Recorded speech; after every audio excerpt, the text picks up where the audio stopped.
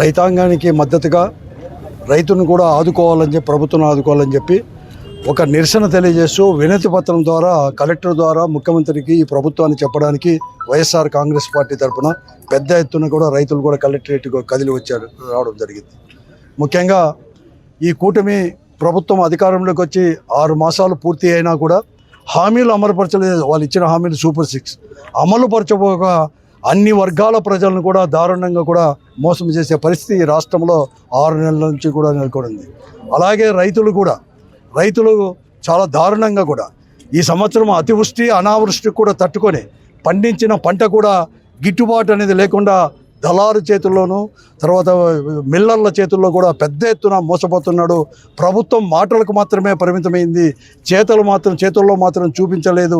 ప్రభుత్వం సమస్యలు పక్కదారు పట్టించడానికి ఉంది. కాబట్టి ఈరోజు ఒక హెచ్చరిక చేయాలని చెప్పి మా వైఎస్ఆర్ కాంగ్రెస్ పార్టీ తరఫున వినతి పత్రం ఇస్తూ ఒక హెచ్చరిక చేయాలని చెప్పేసి 4 డిమాండ్లపైన కూడా ఈరోజు వినతి పత్రం కూడా ఇవ్వడింది. మద్దతు ధర మీరు ఏదైతే ప్రకటించారో వరికి 2300 2320 రూపాయలు ప్రకటించారో ఏ గ్రేడ్కు, ఇక్కడ బహిరంగ మార్కెట్లో ఈరోజు 2000 రూపాయలు మాత్రమే ఉంది. కానీ 2300 ఇచ్చేసి గత ప్రభుత్వంలో జగన్మోహన్ రెడ్డి గారు ముఖ్యమంత్రిగా ఉన్నప్పుడు ఎలా అయితే మద్దతు ధర 3200 కోట్ల రూపాయలు పెట్టుబడి చేసేసి మార్కెట్లో ఇంటర్వ్యూ చేశాడో అలా చేయాలని చెప్పేసి ఒక డిమాండ్ కూడా మేము పెట్టడం జరిగింది. ఇదే కాకుండా మీరు హామీ ఇచ్చారు. ఆ రోజు మేము దాదాపుగా కూడా 3000 కోట్ల రూపాయల పైన ఈ ఒక్క జిల్లాలోనే ఈరోజు పెట్టుబడి నిధి కింద కూడా ఆ రోజు మేము రైతులకు ఇవ్వడం జరిగింది. మీరు 20,000 రూపాయలు ఇస్తామన్నారు. ఇప్పటికే ఖరీఫ్ సీజన్ పూర్తి అయిపోయి 1 నెల కూడా అయిపోయింది. ఇప్పటికే మీరు 500 కోట్ల రూపాయలు మీ మాట ప్రకారం ఈ ఒక్క విడిపోయిన అనంతపురం జిల్లాలో ఈ 7 అసెంబ్లీ నియోజకవర్గానికే రైతాంగానికి మీరు ఇప్పటికే 580 కోట్లు ఇచ్చి ఉండవలసింది. కానీ ఈరోజు 1 రూపాయి కూడా ఇవ్వలేదు. ఈరోజు ప్రైవేట్ ఆఫీస్ పోతున్నారు.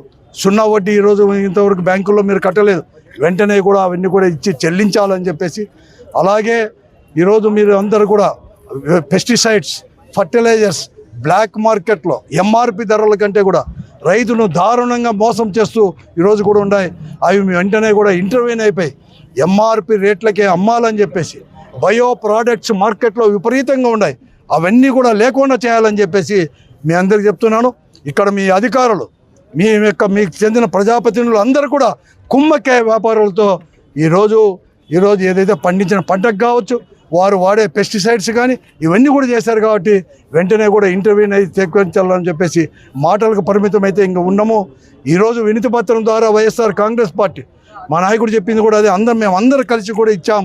ఇంకా లేకపోతే ప్రత్యక్ష పోరాడానికి దిగైనా సరే, మెడలు వంచైనా సరే ఈ ప్రభుత్వాన్ని మేము తప్పకుండా కూడా రైతాంగానికి ఆదుకునే దాంట్లో ఉంటాము.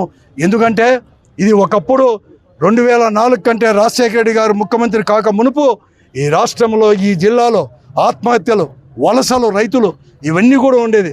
2004లో రాజశేఖర రెడ్డి ముఖ్యమంత్రి అయిన తర్వాత ఇన్సూరెన్స్ అయితేమి అనేక రకాల కూడా పెట్టుబడి ఇవన్నీ కూడా ఇచ్చిన దానివల్ల అవన్నీ కూడా తగ్గిపోయాయి, లేవు.